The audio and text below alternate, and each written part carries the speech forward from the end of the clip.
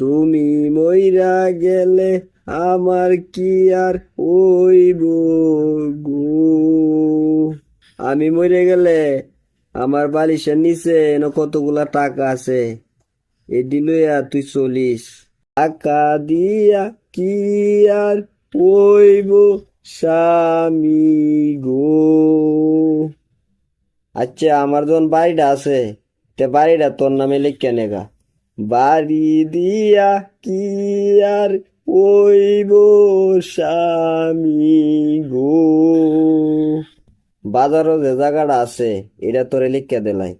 জাগা দিয়া কি আর ওইব স্বামী গো।